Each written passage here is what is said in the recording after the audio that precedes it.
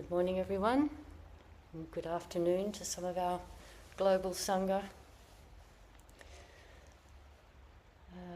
I heard a story during a session many years ago that had a big impact on me, and I can't remember which teacher it was that shared the story, and I've never been able to find it online because I just can't find any keywords to find it. But I want to tell the story as best as I remember it, because it impacted me, and I just want to talk about what it was about it that impacted me. So there was a temple in China, a fairly small temple, not especially wealthy, not especially poor, just a smallish temple. And the monks there would grow their food, and after the harvest a certain amount would get stored for the winter and spring, because in spring vegetables haven't yet grown, so spring is actually the time of least amount of food, where you're dependent on your stores and your preserves. And so every year they would do that, and there'd be enough rice and enough pickled radishes and so on, and beans that had been fermented into tempeh to get them through until the next season.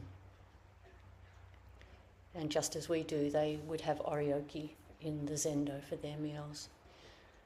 So this had gone on for many years. Everything had been fairly harmonious. It was a pretty harmonious Sangha. Not really many issues in terms of relationships. It was just a harmonious Sangha. But one year the harvest was very poor because there'd been a lot of rain and plants had rotted in the fields, and so there was a much smaller harvest. So that winter and spring, the following winter and spring, there was enough food to eat, but there was just enough for everybody to eat. No more, just enough to get by. So when the oryoki would be served, the head server would serve the rice and the pickle, and the monks were all pretty conscientious to sort of say that's enough, to not take more than they absolutely needed. So there was a lot of harmony. There was one monk that tended to take a little less than the others, and he would, use the gesture of just a small amount for me, and he would take less, about half as much as the other monks. And the head server noticed this over the days and the weeks, and he just was a bit baffled, like, how is this monk managing to have less food than the rest of us? But the thought was just there. It hadn't crystallised into anything in particular. It was just kind of in his mind. He was wondering how that's possible. And then one night, this monk who was taking less food was also the dishwasher at the end of the day. And one night, as the server was walking past the kitchen, he saw this monk eating rice in the kitchen. And of course he was shocked to see that this is what was happening, because he respected this monk a lot. This monk was pretty senior, and maybe someone who was going to maybe one day take over the temple. And here he was, sneaking some of the rice from the morning porridge. Often the morning porridge would be made with rice. So his heart started pounding, the head server's heart started pounding. He wasn't sure what to do. He just saw what he saw. Then the next day they were all in the zendo, and the teacher was giving a talk, and this monk, the dishwasher monk, was sitting so serenely and peacefully, and the server was sort of looking at him thinking, how can you do that? How can you sit there so serenely and peacefully when you've stolen rice? And he was really tempted to want to call him out right in front of the teacher. He was really tempted. But as I said, it was a fairly harmonious Sangha. He knew this would be terrible for Sangha relations to do that, and so he just bit his tongue, tried to breathe, get his heart rate down, and said, I'll just keep observing for a few more days. So he found reasons to have to walk past the kitchen, and each time there was the monk eating some rice. Not a lot, but eating some out of a little dish.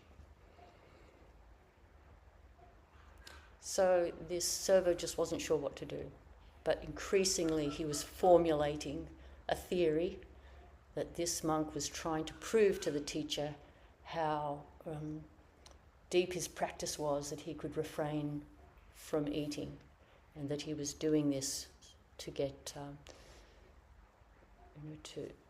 so that the teacher would be more likely to make him his successor.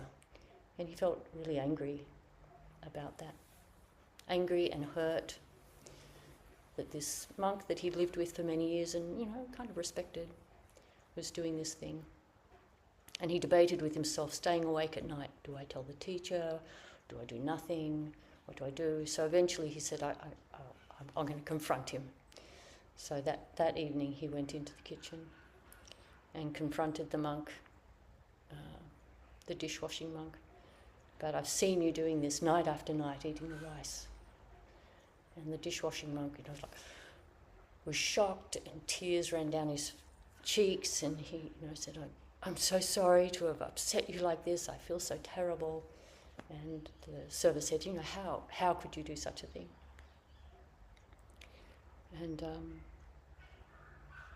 the dishwashing monk was in this moment where he wanted to explain the truth, not so much to defend himself, but to stop the suffering of the server, because clearly the server was suffering terribly with this knowledge. And so he explained that I am not stealing the breakfast rice. I'm not stealing the breakfast rice. When I serve up the food in the pots, I can't always get all of the rice off the side of the pots, it sticks. And I can't always get the pickles off the side of the glass, they stick and I can't get them out. There's not enough time to get them out to make sure the oryoki gets served on time. And so inevitably there's a certain amount left over, and when I do the dishes, they end up in the sieve at the bottom when I do the dishes. And I just rinse the soapy water off it, and then I eat that at night. And I'm doing this because we have so little food, and I'm wanting to just do my part. But I apologise. I shouldn't have done such a thing. I'm making myself stand out. It was actually an arrogant and foolish thing for me to do. And the head server just felt this incredible wave of relief in himself. He thought, thank God I didn't call him out in the middle of the zendo. Thank God I didn't go to the teacher. And he had tears streaming down his face, saying, oh, thank you, Lord Buddha, for having trained me and helped me to control my impulses. I nearly made a total fool of myself and created disharmony. So when I heard that story, it was so clear that the obvious thing is that this monk was stealing rice. I mean, if you were there at that time, this would be the conclusion almost certainly you'd come to. It would be hard to think there's any other explanation. It would be the obvious explanation. But I like in this story that there's no real bad guy. Both of them had strong practice, and one was trying to do something very beneficial, but in doing so actually was maybe slightly unskillful in doing that. Maybe that wasn't the most skillful thing to do, to be going into the kitchen late at night and eating the leftover rice. Maybe not, but maybe. But it certainly resulted in the head server having days of torment, and could have led to that head server doing something that would have made him not look very good. The result would have been, wow, how untrusting you are, or something like that. So it just really struck me. And after hearing that story, maybe because we were deep in session, and so you're more open-hearted, and these sort of stories can go in more. I did endeavour after that to, when I hear something about someone, even if it feels really compelling, to try and just keep open that there could be some other explanation. Not to be foolish about it, like, I don't know why they hit me, maybe they hit me. Like, there's a point at which you have to say it's not okay to do certain things, but to just, as a mind habit, to keep a sort of flexibility in mind. And just yesterday, as I was thinking about this talk, I was driving, and when there's a lot of traffic and two lanes merge, if you're not completely used to that particular spot, you might not kind of realise there's going to be a merge. It just suddenly is. Suddenly the person in front of you has their indicator on, you realise, oh, two lanes are merging. So I was in a situation like that, And I and the car next to me just kind of got to that awkward spot where we were exactly like, who's going to accelerate, who's going to decelerate. We're going to almost bump into each other if someone doesn't make a decision. And that had happened because I simply didn't know this merge was happening, and all of a sudden, here I am, squashed up against a car. So I took the initiative and went forward. In terms of the alternating, that was the pattern. So that happened, 2-second moment. And then I thought, now what is my mind going to do? Like, what is my mind going to do about that driver? Am I going to think they're just trying to get ahead? They're being sort of momentarily selfish, trying to get in front. It wasn't even their turn. It was my turn. Am I going to think that? Am I going to think, bloody idiot, doesn't know how to drive? You know, we're going to think that. Or could I just be completely neutral? And I thought, what are they thinking of me? They might be thinking exactly the same thing. Trying to get in front, nearly causing an accident. You know, God, what's wrong with them? Clearly I was the one that should have gone there, and they've gone there. So we could have both been thinking the exact same mean-spirited thought about each other. And I think on roads this happens all the time. People are both thinking ill thoughts about each other. But most likely what actually was happening is, just like me, that driver just didn't realise there was a merge about to happen, and both of us just kind of like muddled our way through it. And there was no issue whatsoever. Nobody was anything good or bad or anything. It was just a neutral moment, really. So we have hundreds of these moments where we can, through our practice, notice what our mental pattern is. And so I just went through that little series with that merge, and thought, I think that's all that happened, that both of us just slightly didn't realise there was a merge happening. And, you know, hopefully that person also had the same thought, who knows.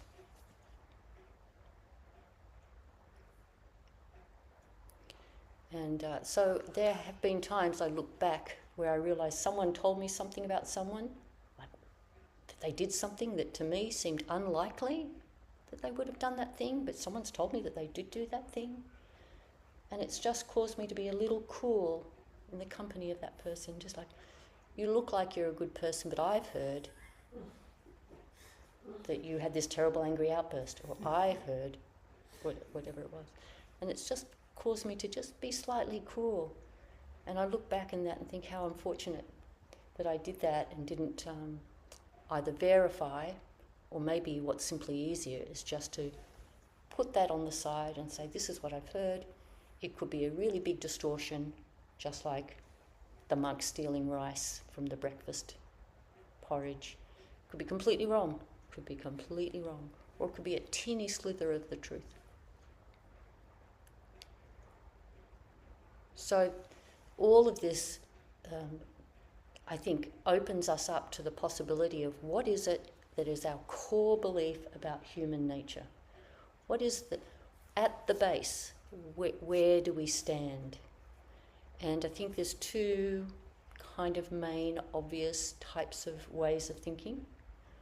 One is that we are born with a propensity to be things like selfish, violent, lazy, whatever the things are that people triggers emotion in people.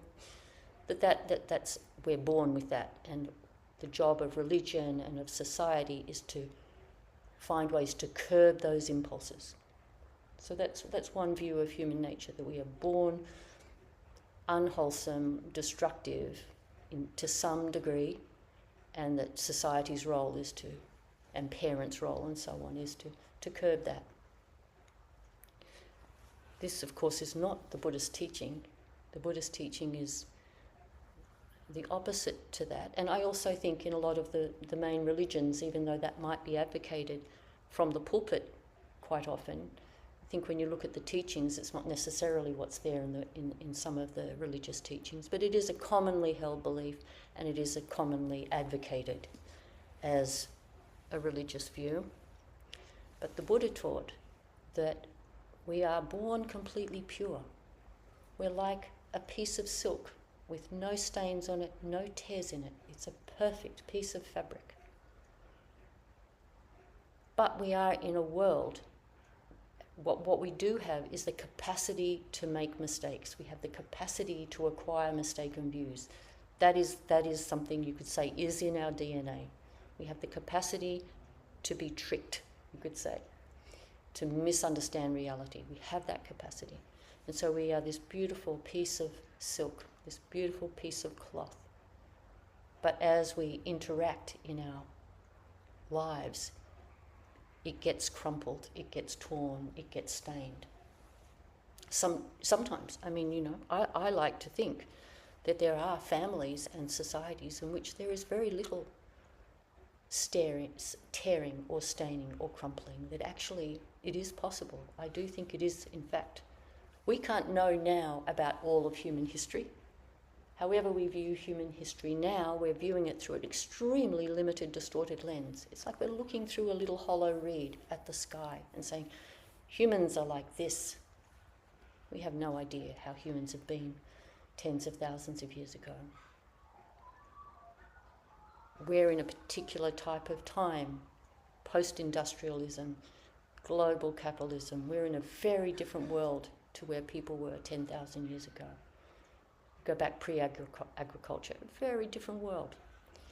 So I like to think that actually there was a time when there was not nearly as much mistaken views. But here we are in a time where there's a lot of mistaken views. Maybe there were then as well. I tend to think that it's not as much. And so if we view people that way, it has an enormous impact on how we react when we see something unwholesome. It really changes the way we look. If we see something unwholesome, instead of thinking, well, that is proof of their selfishness, that is proof of their laziness, that is proof of the inherent violence in humanity, we're a blight on the landscape, rather than viewing it that way, that the action is proof, instead we're more likely to ask, I wonder how that came about. How did it come about that that person is acting that way? And then, of course, we have the whole body of Buddhist teachings on the profound truth of cause and effect, that nothing happens that doesn't have an effect. The effect might be kind of neutral in that it has no enormous impact anywhere in particular, but it still has an effect. Everything we say or do has an effect. And because of that, these mistaken views stain and tear and crumple the cloth, so that what started off as something beautiful can end up as something awful looking that maybe makes people feel sick just to be in the company of it. But it's not the nature of it. It's not the nature of it. So it's a very, very different way. It's an extraordinarily different way of looking at things, and it brings up a far greater capacity for complexity, to see that there is incredible complexity around every human being and everything they do. And for that matter, every animal and everything it does. We watch animals do things and think that the animals are being horrible. It's way more complicated than that. Everything's more complicated. Everything's more complicated from a conventional point of view when you're trying to put all the actual pieces of cause and effect together. But you can also just flip to a very simple point of view. Everyone is perfect in their essential nature, and they have just acquired mistaken views from the environment around them. And in that sense, it's very simple. It's always like that. There's no exceptions to that. It's always like that.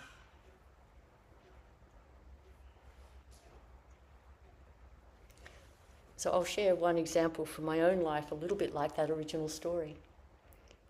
When I was living in Santa Cruz,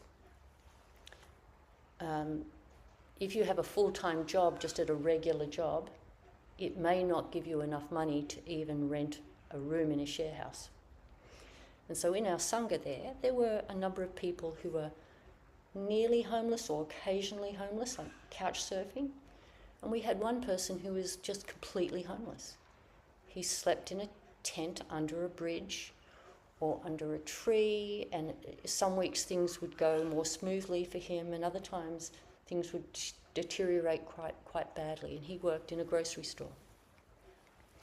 And I lived in a small little house with my son, so I was not in a position to say, move in with me. That was just not realistic. I had a child. But I did say, what you can do is I'll leave my back door open, and whenever you want, you can come in and use the shower, use the washing machine, use the bathroom, just come in anytime you want. And so for about maybe 2 years, 3 years, he would come over. I don't know how often. I didn't always know when he'd been there because he would just come in the middle of the night. Maybe 3 or 4 nights of the week, something like that.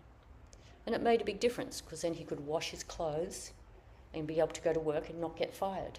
He could have a shower and he could wash his hair and just be able to use a bathroom with a little bit of dignity. So we were doing this. I didn't really think anything much about it. And he would bring me food from the grocery store because, food gets thrown out a lot. So it was actually a fantastic arrangement.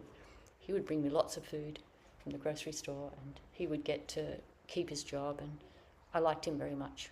We got on really well with each other. A really lovely man. Like so many people, a veteran in the States, and that can often create a certain amount of mental vulnerability.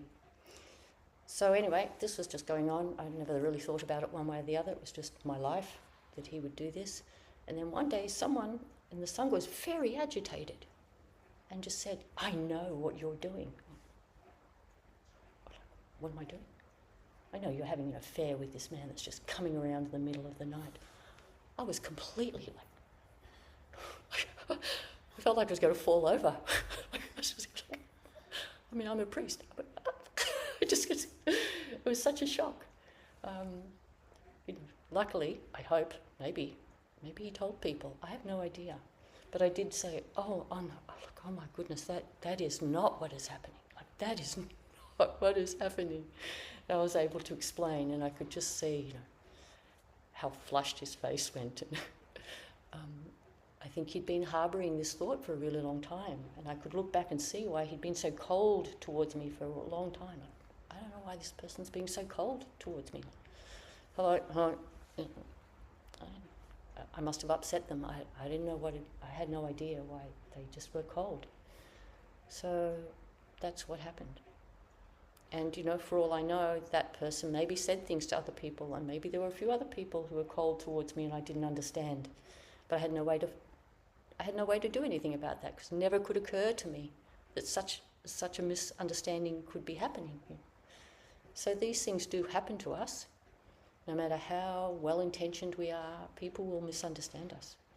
People will hear something and go, really? Oh my God, she seems so honourable, but maybe she's not. This is life. We have to live with these things. We can't go around saying to everybody, I'm a nice person, I'm a nice person. I don't do things, I don't steal rice. We can't go around correcting the mistaken views that people may have.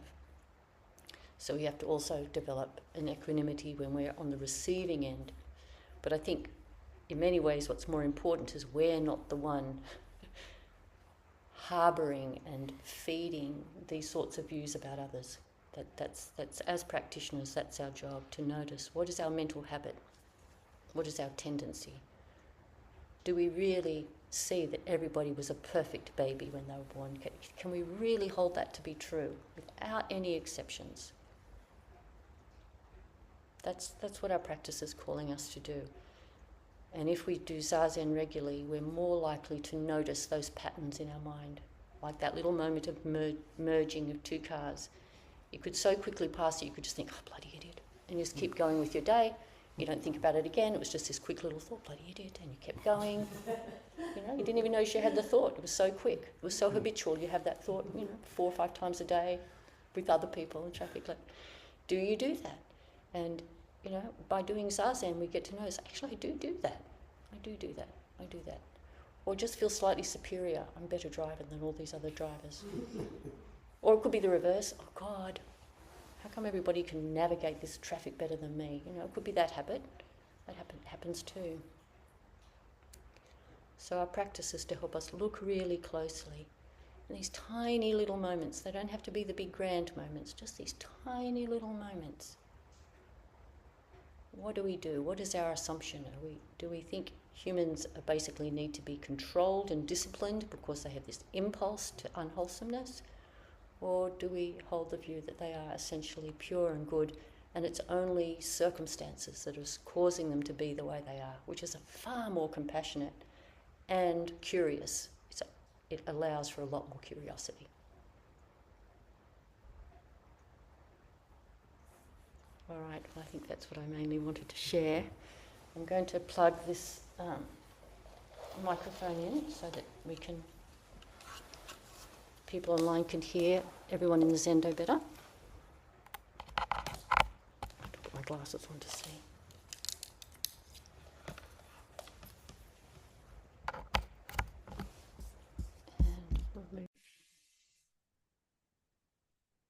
All right, you can see people over there. All right. Would anyone like to ask a question or comment online or in Zoom? And nice to see you, Margaret. Been a little while. I would like to say something. This is Russ. Hi, Russ. Go ahead. I just want to say that I've missed you all the last 2 weeks, and I really appreciate you providing these helpful anecdotes and suggestions because I really need the reminders, and I've been missing them for 2 weeks. So thank you very much for bringing them up. Great to have you with us, Russ. Emma.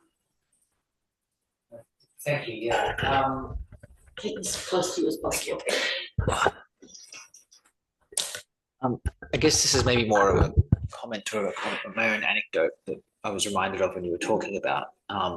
So some of you may or may not know, I play this particular board game at quite a high level, and I'm a fairly well-known personality in the very kind of small community that play it. And it's a game that is fundamentally, most people think about it as about deception and is about like distrust and about like trying to manipulate people. And that's kind of how most people approach it. And I have a reputation in that community of being known as the person that's always very nice, always very friendly, and actually never really lies to anybody, and just like, kind of like plays it differently to everybody else. And I often come across there's a cohort of players, there's a type of person that looks at me, and I can just kind of tell that they're looking at me going, "That's all an act. You're not really like that. You're actually, this is some big sham that you're pulling where you're making out like you're friendly, and you've convinced everyone else that you're very friendly and honest, but actually I know you're not honest. You're actually, all of this is some big dishonest ploy to make people like you more, which then means they'll do things that benefit you in the game," which is, it does tend to happen. And it's interesting. There's two layers to it. One of which is I've often looked at those people and gone, how sad that you, like, that's your underlying assumption, right? They can't fathom a world in which somebody is engaging in this thing in a way that is actually just trying to be nice and friendly and not particularly too caring about the result and that kind of stuff. And so part of me's felt kind of saddened by that. But maybe the more unwholesome part of me, though, sometimes looks at that and goes, all right, if you think that about me, then I'm gonna be like that to you then. Like if someone's gonna treat me as if I'm being dishonest when I don't feel like I am, then like my reaction is sometimes, okay, well, I'll be honest to everyone else, but I'll be dishonest to you because you're the one who's not believing me or whatever. And it was an interesting thing, kind of thinking about that as you were talking around the underlying assumptions that people have, and that that it's an interesting space where I think it's reflective of the world where a lot of people do kind of fundamentally believe that people are just out for themselves, and that any niceness is actually false or a pretense or that kind of thing. And yeah, it's I don't know. I'm not quite sure how I should respond to those people, because there's a few of them and they come up every so often. But yeah, it's an interesting kind of hearing that story and thinking about that. Yeah. Were you able to hear all of that online? Yes. Thank you. Yes, I had a similar thought that I think there is a certain cultural message that life is transactional, and if you're too nice somehow, if you're too nice, you're going to get taken advantage of, and if someone's too nice, it can't be true. And I think that this is kind of what happened with me having this person use my house. It made it felt hard for someone to believe that that could be true, that I could just be simply saying, look, it doesn't harm me, it's fine, that was there, that's exactly where the laundry and everything is. It's no difficulty for me to come into my place and do that. Maybe hard for someone to say, what's in it for you? And of course, it was nice to get groceries, but of course that was not. And same with you. So I think the thing is to respectfully feel a little sad that people maybe don't trust. And why do they not trust? Maybe their primary caregivers were a little transactional with them. You know, we don't know. But we can always come up with something, and we know that we're making it up, but it helps us to explain why someone would do that. So now, of course, you're going to just continue to be nice to them and treat them the same way as you treat all the other people, and not be transactional with them. That tends to infuriate them more, I found. Yes, well then, going back to that first story about the monk with the rice, that's when he decided, I'm not going to do that anymore, actually. Because sometimes the skillful thing is to be just more neutral, to go from being really nice. Sometimes actually it does infuriate some people. They're not going to believe it could possibly be genuine. And the best thing is to be neutral with them. Hello, just like that. And that actually, because if you're too nice, like, hi, it's so good to see you, they're just thinking, you're just a cause. You're helping generate that negative thinking. I have found in some situations the most skillful thing for me is to be just very neutral, civil, neutral. Because if I try to be my normal, friendly self, it's just going to create more ill thought in that person's mind that don't trust it. So that's what maybe we should do. We'll have to have a conversation about what this game actually is, because I can't picture it. I think of a board game. It sounds like it's more like an activity game. Yes, yeah. It's, anyway, another conversation. I can explain it. Neti, one Yes. little technical point. Yes. When you turn on the helpful mic so that others can be heard better, your sound becomes fairly distorted and more difficult to understand. Okay. Thank you. It means we have to hand the mic. Okay, is that better? Yes, that's much better. Okay. Thank you, Russ. Much appreciated. Anybody else online or in the Zendo would like to say something? Yep. Yes, Margaret. When you began to tell that story, I found myself saying, oh, Nettie, but what about Donald Trump? Come on, give us a break. How can you possibly think anything good about Donald Trump? He is just beyond anybody's imagination to think that he was good in any way. But then I remembered an experience I had quite recently when on Four Corners they did a show entirely about Donald Trump and his upbringing and his background. And I didn't want to watch it, but I forced myself to because I thought it would be useful to hear about his childhood and what had shaped him. And I'm immensely glad I did, and I've told people to watch it on iView because it shows, you talk about cause and effect, that Donald Trump as a child, in order to please his father and experience any sort of love from his father, approval, it probably wasn't love, it was approval, he had to be driven and transactional and cold and ruthless.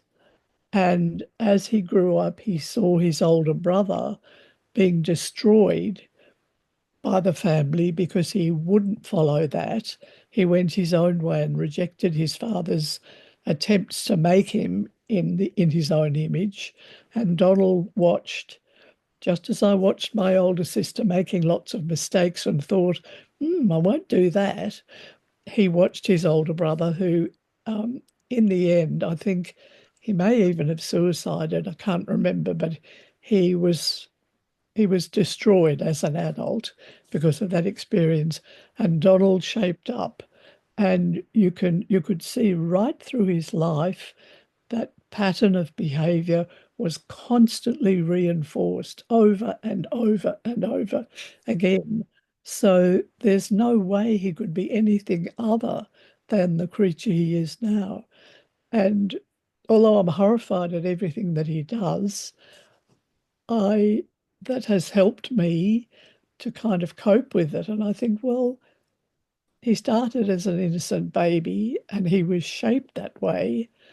And I'm reminded of perhaps hearing about or maybe reading about a psychiatrist who, for some reason, became really, really interested in a serial killer, a ruthless, terrible man who was locked away for the rest of his life.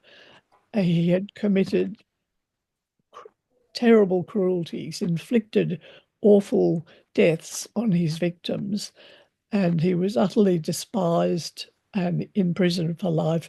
And this psychiatrist decided to work with him, interview him and visit him and work with him. And over quite a long period of time, they uncovered this child's early experiences, and they were truly horrific. His mother had tortured him, and it had set up this pattern of hatred for women.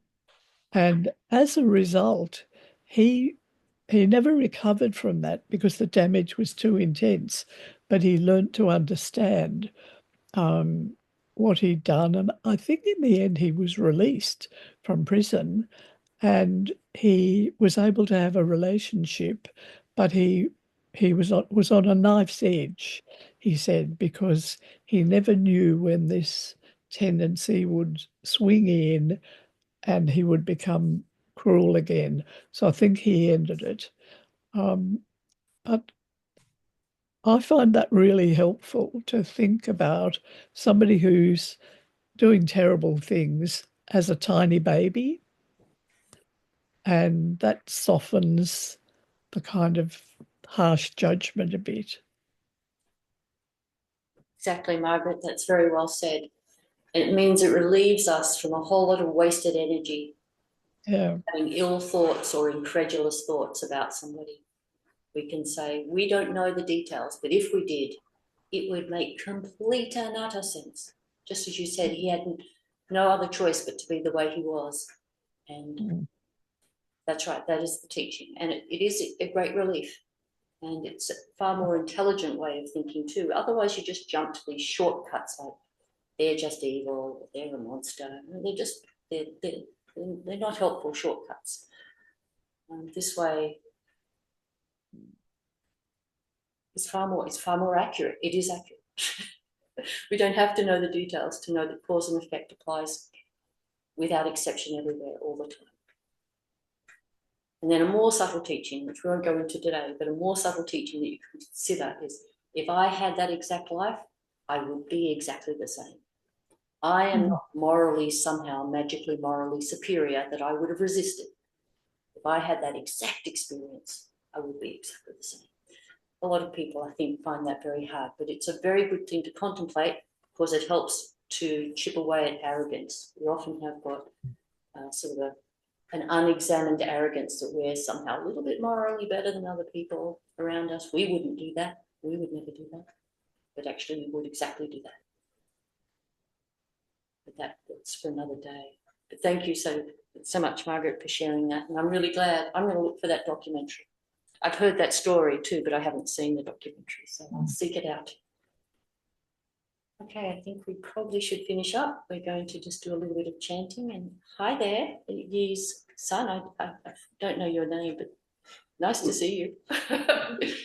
We're going to do a chanting and then some bowing. These are numberless.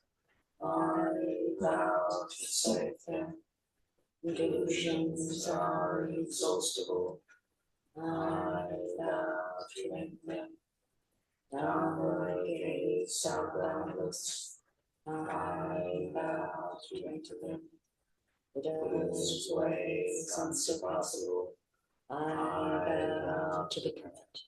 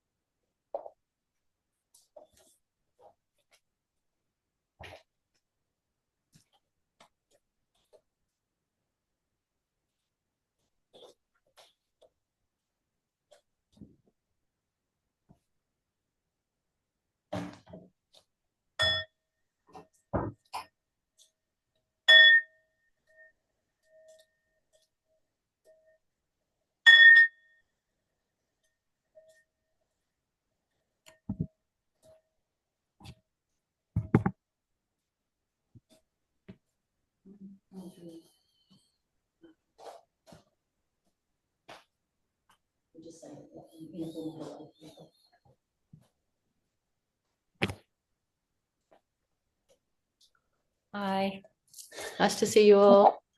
Thanks again for the helpful reminders.